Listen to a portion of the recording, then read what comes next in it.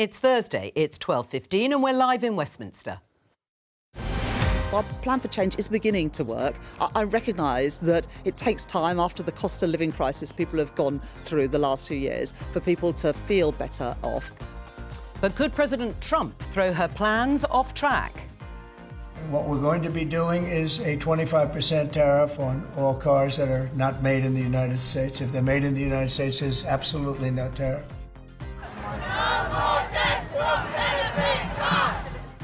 Labour MPs speak out about cuts to disability benefits. What will the impact be?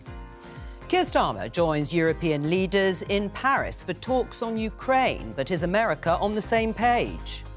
Europe needs to know that Uncle Sam still has our back. With me today, Labour MP Catherine Atkinson, Conservative MP Saqib Bhatti, Green Party MP and co-leader Carla Denyer, and Katie Balls from The Spectator. This is Politics Live.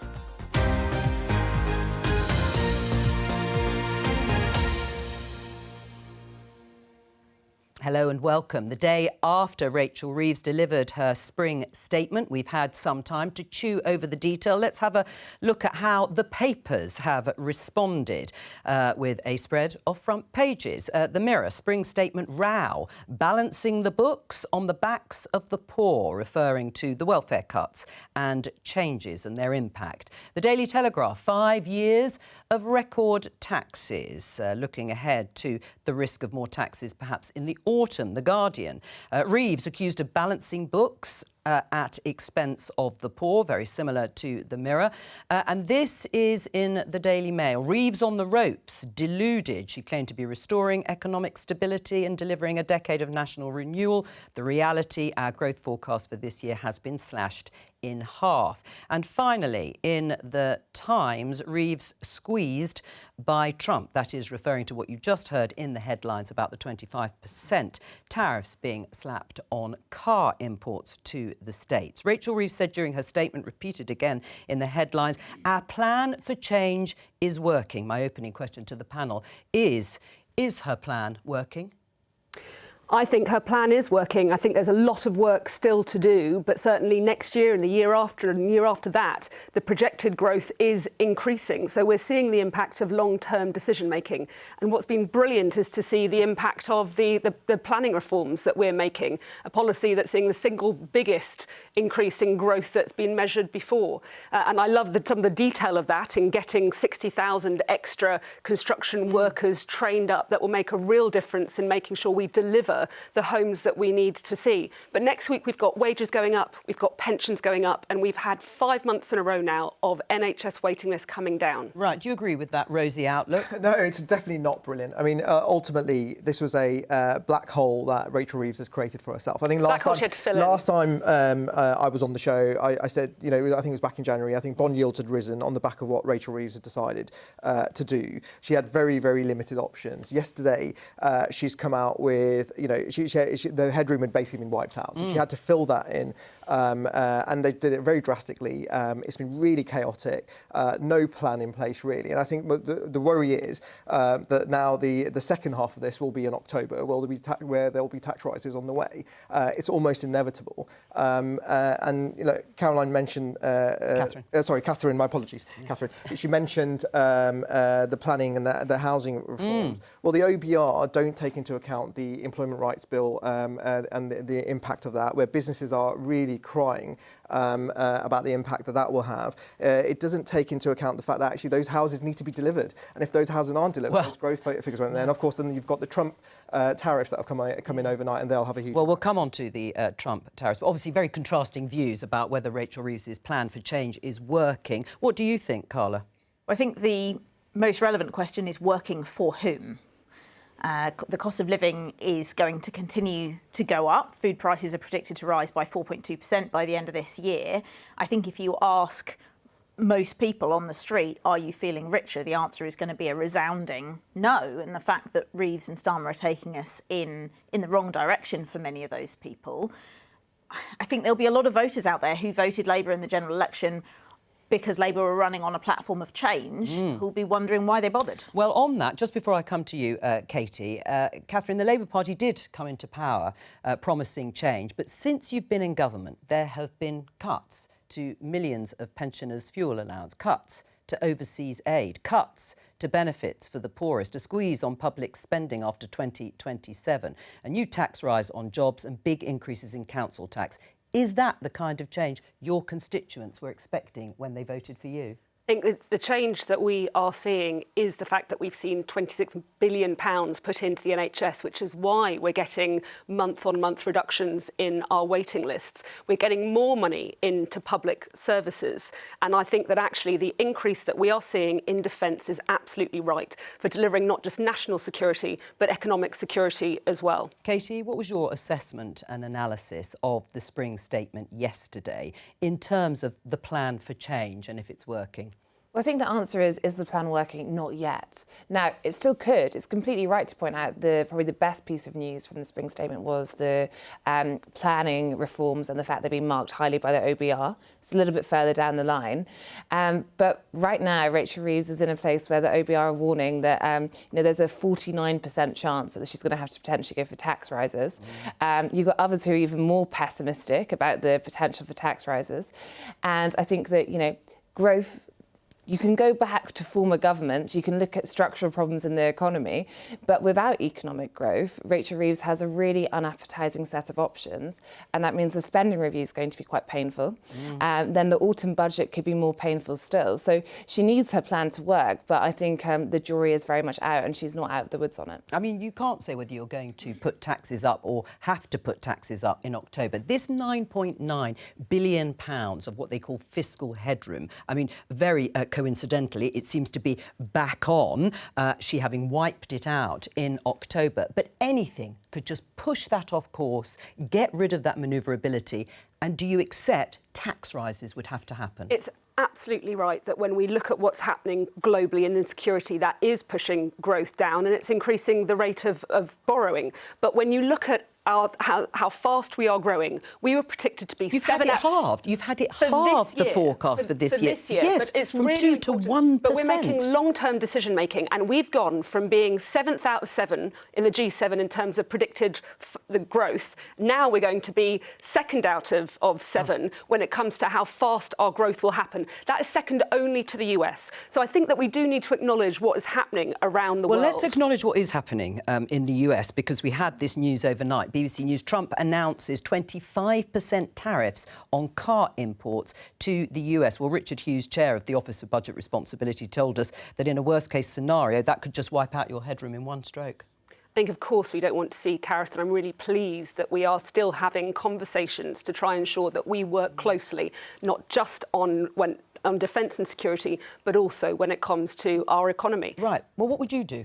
Well, look, first of all, I hope... I think Rachel Reeves this morning said there's negotiations ongoing. I hope they're successful for the sake of the country. My constituency is the home of Jaguar Land Rover, and so I want those tariffs to come down. And I'm sure there'll be further discussion on our relationship with the Americans. But look, ultimately, this has been a problem that she has created. She destroyed her own buffer, and now she's having to scramble to put it all back together. There's no, as the OBR has said, the IFS and the Resolution Foundation, there is no scope for anything. And is that because you would have gone further with spending cuts? Well, I think, first of all, we wouldn't have done what they did at the start, which was talk down the economy of course, do all the stuff to the trade unions and, without any... You wouldn't have agreed to those pay deals? We wouldn't have agreed to the winter fuel allowance and, balancing the backs balancing the books on the back of pensioners. But how would you have paid? There were all sorts of decisions.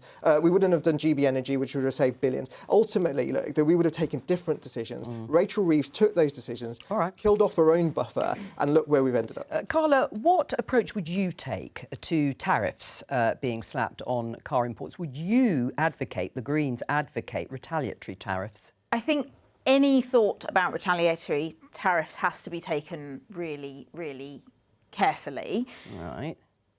But you would consider it? Well, Firstly, on digital services tax, because I think we should consider the different. All right, well, let's just say, so the digital together. services tax is the 2% tax that's levied against tech companies, particularly those obviously based in the States. Brings in £800 million. What would you do with that? And I wanted to bring that up because there was a rumour that the government is going to roll back on that in order to keep the US sweet. Not just a rumour, I think they're definitely looking at it. Yeah, and I think that the government should absolutely not roll over on that. It's perfectly reasonable to say that the big tech giants in the world need to be paying their fair share. Even if then tariffs are slapped on our imports and steel and so on? Well, I would rather not see retaliatory tariffs, but if the UK is in a position where it has to consider them, they at least have to be carefully designed to minimise the effect on the UK.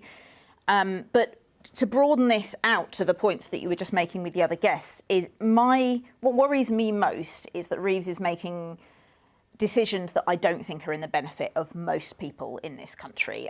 Which you only ones? have to look, for example, at the fact that when the so-called non-dom community complained about the effect that her decisions would have on them, she quickly rolled back. But when there's been this absolute outcry from the disabled community in this country, she's not only stuck with her cuts, but making them worse. I think that tells you everything you need to know about Reeves's priorities. I mean, it just doesn't feel like a Labour government is what a lot of MPs are saying privately about Rachel Reeves's decisions and choices.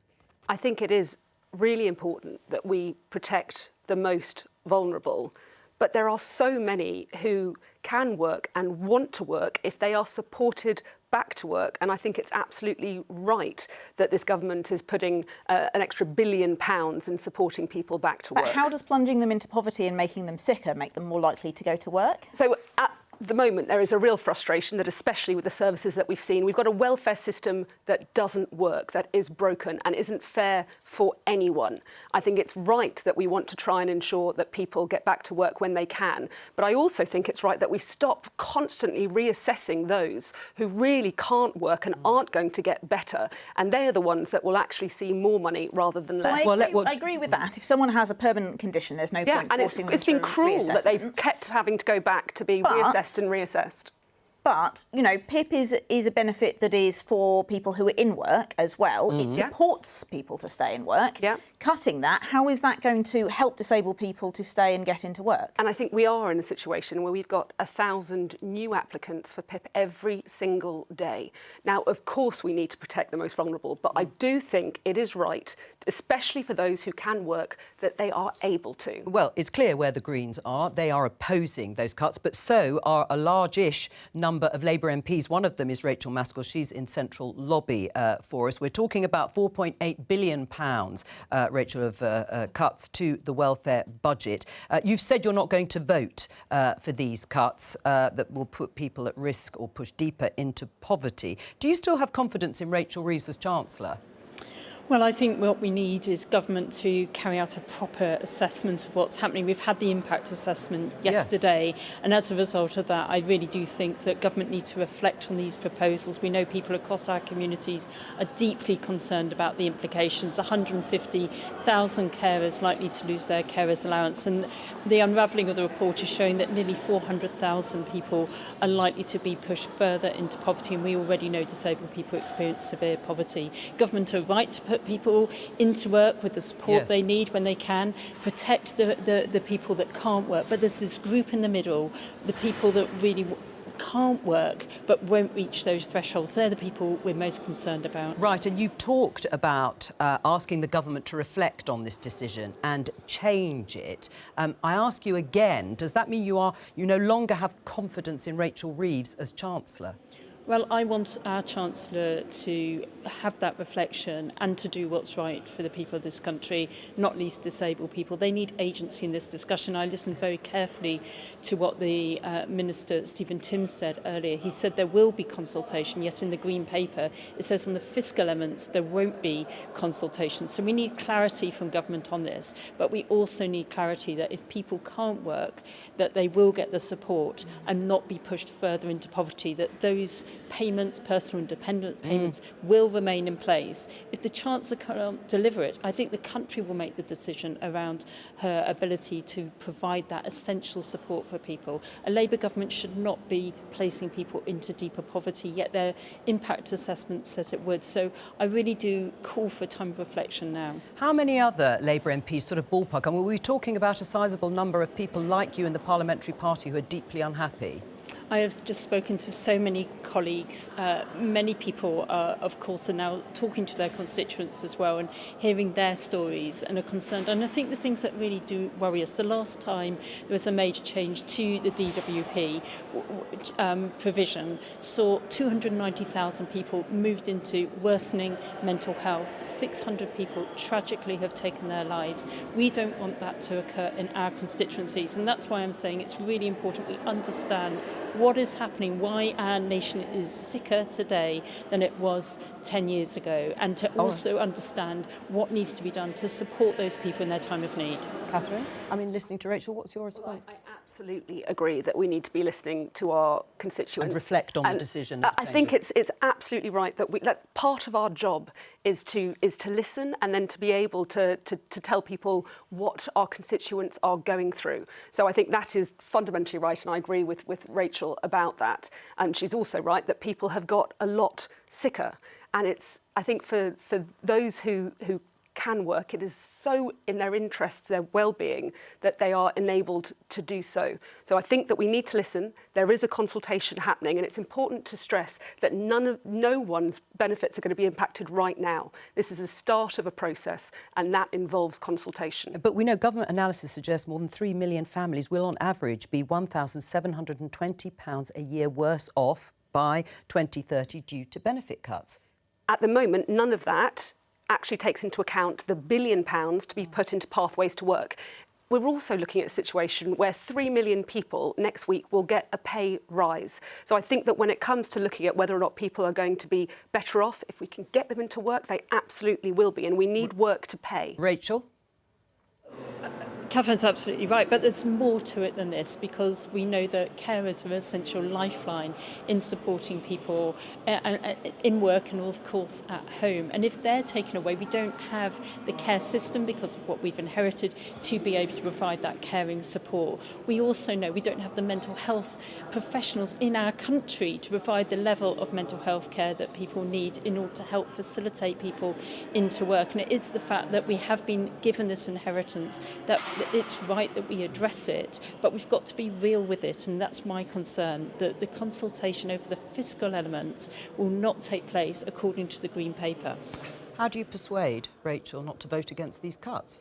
Well, we're still at the start of a process, and we're still at the start of being able to have those conversations. Yeah, but without a reflection and a change in the policy, Rachel is going to vote against it. It is literally our job to be having those conversations with ministers and listening to our constituents. And I know that Rachel and I and others will continue to have those conversations. Well, you mentioned mitigations, let me put it broadly like that. Darren Jones was sitting there yesterday, Chief Secretary to the Treasury, and he compared the benefit cuts to pocket money to his children. Let's just have a listen.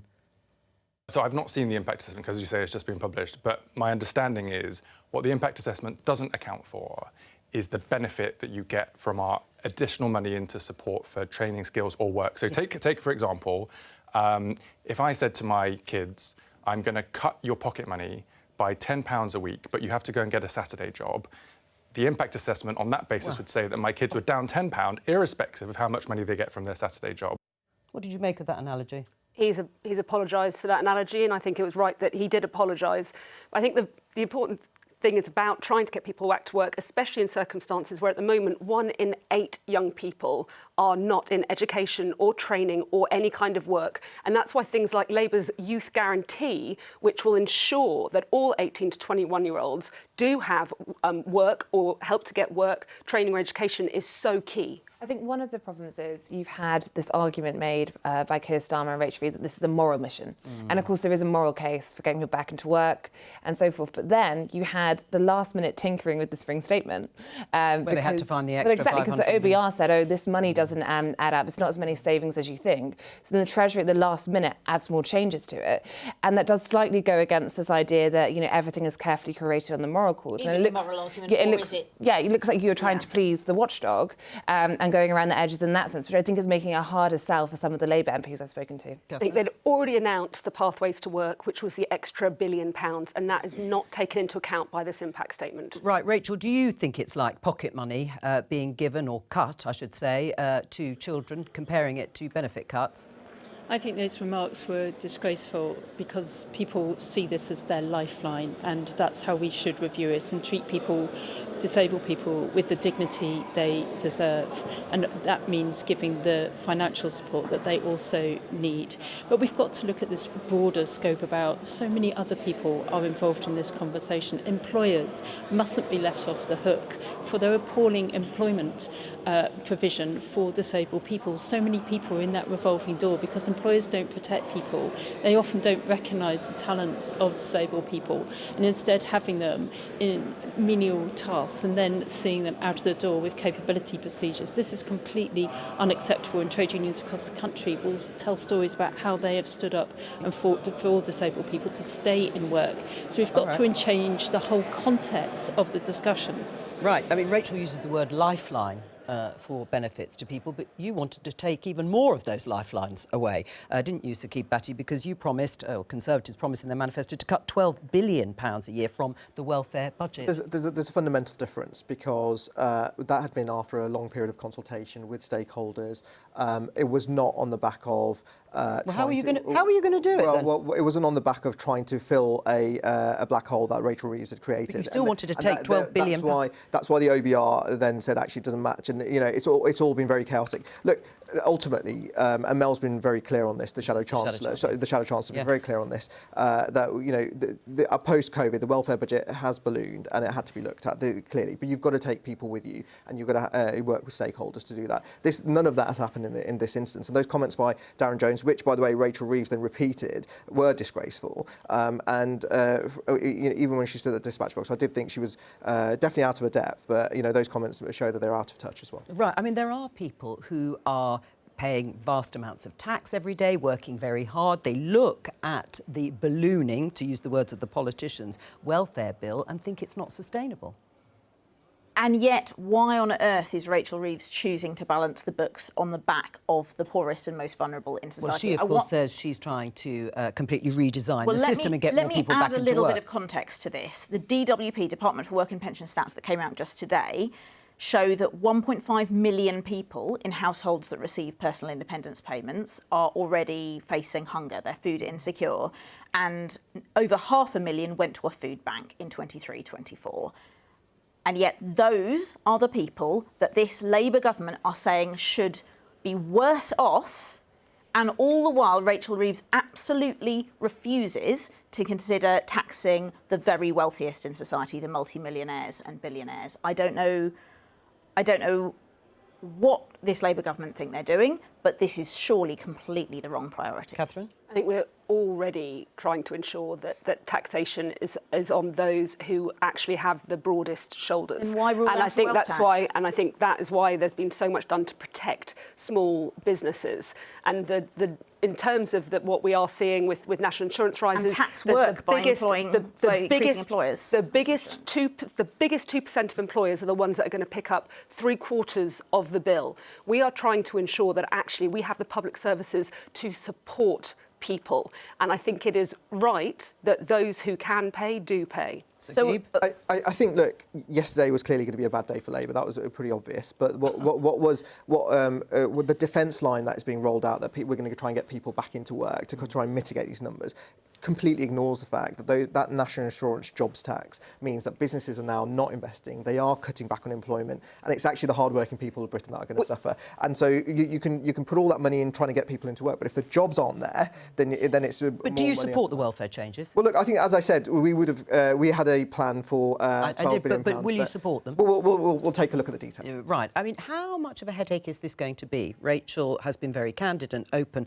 about her views, and so have others in the Labour Party, parliamentary party. But is it going to be a fairly sizable rebellion if the policy isn't changed? I mean, I think it has the potential to be the biggest rebellion of Keir Starmer's leadership, or certainly his time in number 10, of course. And I think that, you speak to those in government and their feeling is they should have the numbers to get this over the line. Keir Starmer has a very large majority, but in the words of one Downing Street figure I spoke to, they're losing a lot of goodwill. And it's one of those areas where I think it's been some of the initial reach out to MPs misfired. You had some Labour MPs complaining about the fact that they didn't have ministers speaking to them. They had aides and so forth. And also that I think some of the narrative was wrong in it. They wanted more about protecting the disabled rather than, when they were giving these slide presentations. But I think there's an acceptance from the centre that they got it a bit wrong to begin with, and now they're hoping they're getting back on track. But there is a sense that, as we saw with the previous Tory governments, with Boris Johnson, in no way saying similar to Keir Starmer, but these rows, bad sentiment builds up, and therefore it might not be that this is a thing that leads to not getting something through, but it's hard going down the line. Sorry, I just wanted to come back on something that Saqib said, because I think that it's quite galling when we were left with our defences and our military in such a poor state, when the former Conservative Defence Secretary said that since 2010 we'd seen our military hollowed out. It is absolutely right that we are seeing spending go back to 2.5%. I was really pleased at the announcement yesterday that we're going to see that £2 billion increase. By cutting international aid, you were happy with that too? It was, at the moment, we need to ensure in this day of global insecurity that we actually have defences that are well funded, and that's got to be the right decision for the country. The security of the country is the first responsibility of the government. Again, and you support that policy. Yeah, and we do, and we've said that. And actually, let me say this though. And actually, the world has changed. But the fact of the matter is, Rachel Reeves used up her buffer, her safety net. She's then had to go got it back. Well, she's got it back, and then how long for, right? Because the tariffs are coming in. That it's quite obvious that tax rises are on the way, and what Catherine can't commit is that there won't be further spending cuts and there won't be further tax rises. It's almost inevitable, because otherwise the markets will react badly, and Rachel Reeves will be left with in an even worse. We're having to do a lot because of the mess that was left behind. The fastest growing economy, lowest level of unemployment. It was partly because of a bounce back from pretty well. It wasn't, but recession beforehand, post-COVID. Rachel, just final word from you. Do you want the government to drop this policy altogether, or will changing it be enough? I want government to keep the elements which will help people into work, but to drop the impact that this is going to have on some of the poorest people in our country. We've inherited a poverty problem, but I believe it's deep within Labour values that we put poverty at the heart of our mission, to be able to take people out of that element, to be able to give people dignity to live. That's why the Labour Party was created. It's what we did in 1945, and it should be what we do in 2025. And if they don't, having heard what Katie Balls has said about chipping away at the goodwill, are you losing faith in the leadership? I want the leadership to change its position. It's a huge privilege to have a Labour government, but we have got to hold on to why the Labour Party is there, and I think it has lost its moral purpose if it doesn't pivot away from these harmful decisions which will really bear down on some of the poorest. Rachel Maskell, thank you very much for joining us there from Central Lobby. Well, we've been talking a bit about the Prime Minister. Keir Starmer is in Paris. We can see him here being greeted by the President there, Emmanuel Macron, in the sunshine, and other European leaders are gathered once again talking about plans for Ukraine. President Zelensky is also joining them, and you heard in the headlines Mark Rutte, the Secretary General of NATO, talking about the relationship between Europe and the United States. Let's hear a little bit more of what Mark Rutte had to say. Europe needs to know that Uncle Sam still has our back. But America also needs to know that its NATO allies will step up and play their full part, without restrictions and without capability gaps. It's only fair. Reassurance is a two-way street. Let's talk to Josh Dambacher from Republicans Overseas UK. Welcome to you. Josh, has Uncle Sam got our back?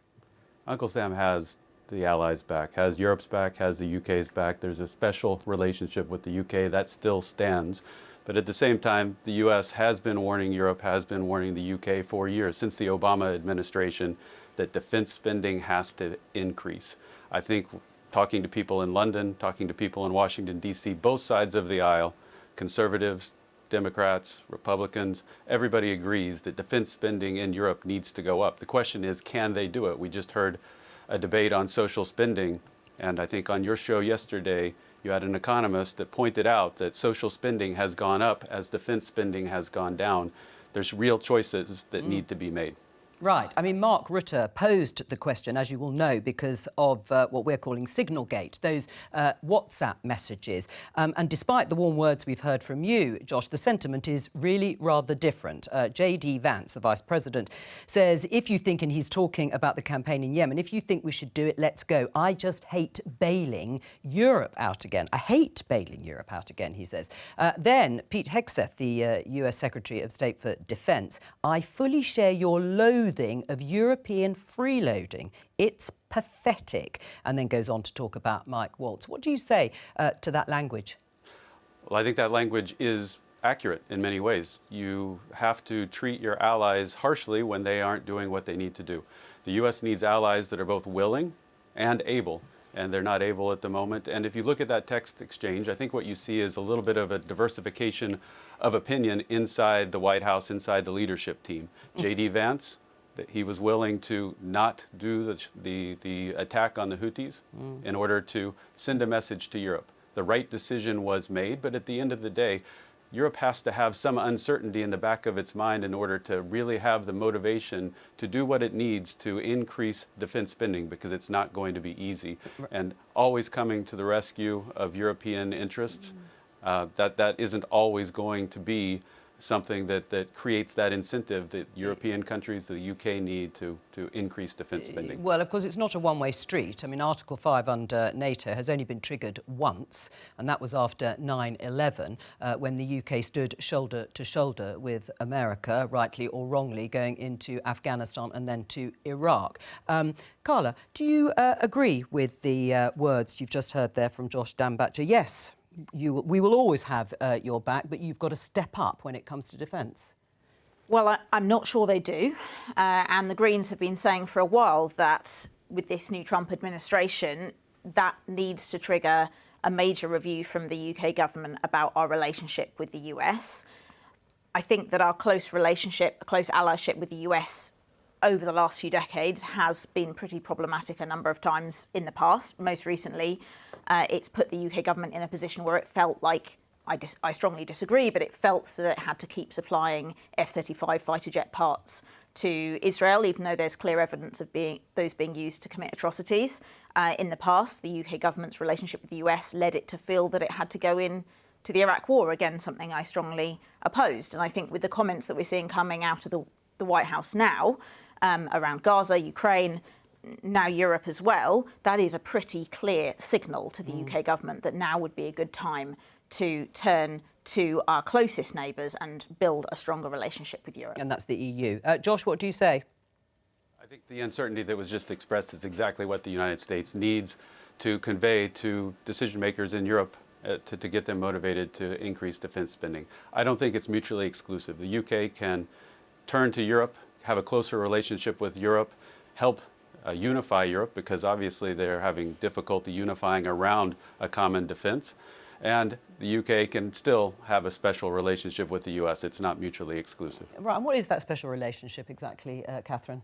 I think we've seen a special relationship over many years, and we are strong together. Tariffs going to be slapped on our goods. I think we work in, day out, together in terms of the militaries. My husband served in Afghanistan alongside NATO troops, and I represent a city that is building the nuclear deterrent in terms of the power that goes behind our submarines. And I'm really pleased about the announcement yesterday, which increases funding for our defence. But it's not something that we're going to do on our own, which is why I think so many people have contacted me to say how proud they are of Keir Starmer's leadership globally to ensure that we are coming together and working together. Right, because that is how we will get a lasting peace. What did you make of us being described as European freeloading? Or maybe it wasn't the UK, but European freeloading. It's pathetic. We are seeing across Europe and in this country greater investment in our defences. And I think that greater investment is needed. What did you think when you heard or saw that language being used? I think that the most important thing is actually what is done. Mm-hmm. And what is being done day in, day out is working together. Right. What has the UK got out of this special relationships to keep batting thus far since Trump has come into the White House? In many ways, look, I actually agree with Catherine quite a lot there, in the sense that peace has broken out because look, we have a strong relationship with the Americans, and those comments didn't surprise me. But we haven't got a carve out on tariffs, have we? But look, so I think there are a number of things when this will all be resolved through diplomatic channels. But the number of comments that we need to make to our American friends, which is, first of all, look, I believe in a free trade and an open economy, which is the first thing I'd say is tariffs. A trade war, no one wins that at all. I don't think the Americans will win out in the end. Right. I don't think we will. And actually, what it will do is strengthen those who want to see the demise of the West. The second part of this is we have stood shoulder to shoulder with our American friends and allies, but so has Canada, so has New Zealand, so has Australia. And do you think they'll continue to do so here? Well, look, I think it would be to all of our detriment if that relationship was to fail. So, but I think the Europeans, we heard Mark Rutte there, recognising that Europe needs to step up. We are, as we said earlier, we support the 2.5%. Actually, we think we need to go further because of the changing world that we're in. And those are the conversations we need to be having. Josh Dambacho, are you a fan of the tariff policy? Do you love them as much as Donald Trump?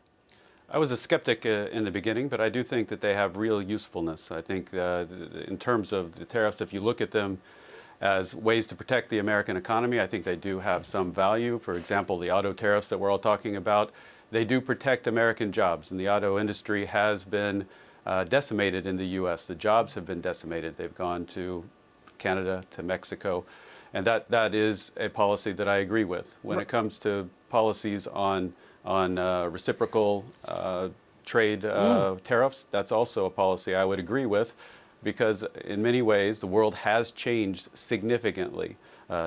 Politically, economically, technologically, it's changed.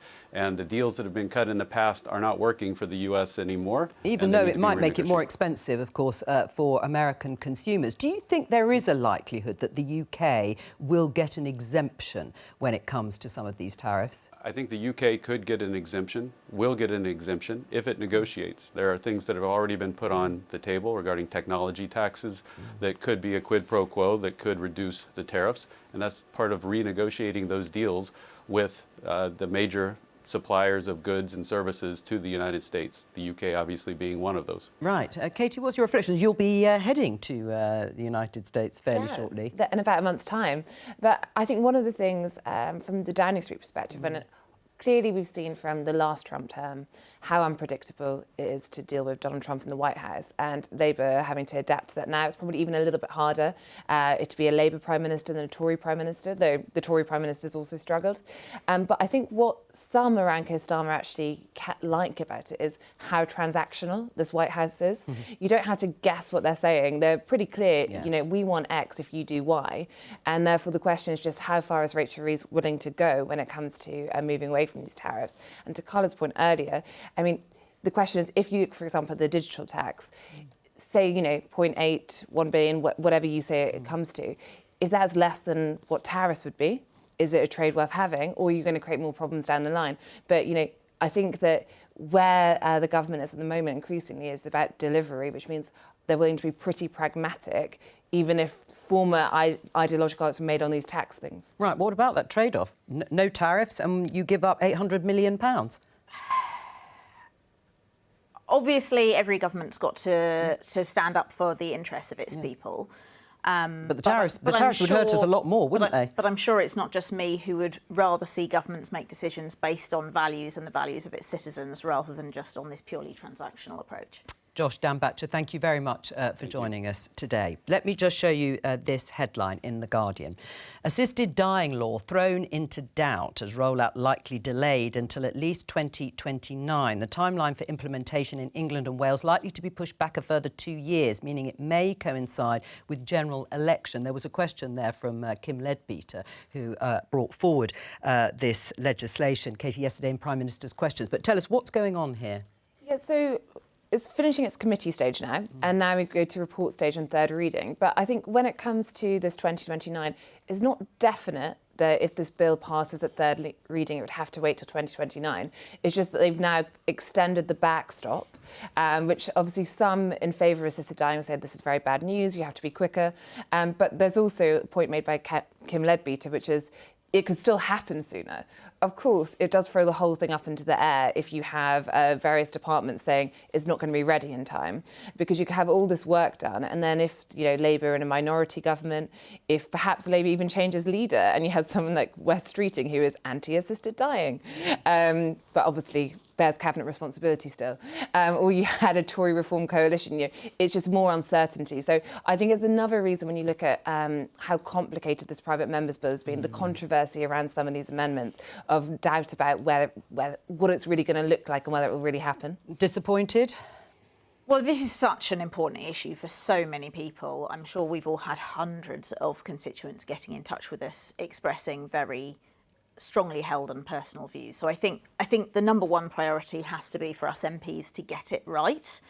I personally would much rather that it came in before 2029, but if that is the length of time it takes to get it right, I can live with that. As Katie just said, the committee stage has only just finished in the early hours of the morning a couple of days ago. So now is the stage when we all need to look very carefully at the amendments that have passed in the committee stage, perhaps some of the ones that didn't pass as well. Because in a few weeks, next month, we're going to have the opportunity to look at the bill as it now is, potentially put forward further amendments, and I'll be looking very carefully. I supported assisted dying in its second reading, which is to say that this deserves further scrutiny. I'll be making my mind up on how I vote next time on the basis of what amendments have made it through. Catherine? If we do take this step, it is a very significant step. And I think that Carla is right that if we do, then it has to be done right. I put in an amendment because I was really concerned that the legal safeguards weren't strong enough. It wasn't accepted, and I'm worried that actually legal safeguards have been further watered down.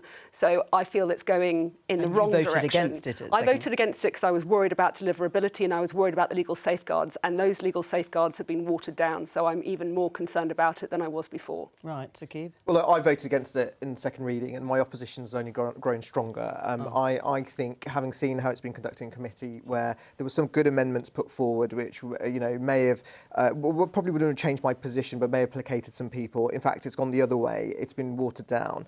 And in second reading, I made the argument about the slippery slope argument, and the comeback was, well, we'll look at it, and it will be for a long time. But actually, it's been watered down within this very Parliament, and I worry now that the safeguards aren't there. So I think Carl's right. We'll look at this in detail. I've been lobbied very hard by my constituents as well, but I'm very comfortable with my stronger opposition. Can you reassure Catherine and Saqib on the principles of it?